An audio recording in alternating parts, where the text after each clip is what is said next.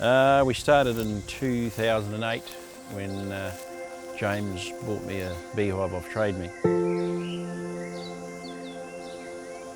I had the agricultural spraying company then, so we slowly built up the hives until we got to the stage where the bees took over from the spraying. Well, you've only got to look around. Fantastic office every day, and you know, we're in sites all over Taranaki.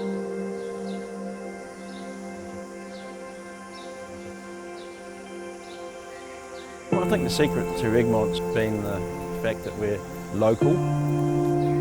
Our family's been in the Taranaki area for over 100 years, and people trust us.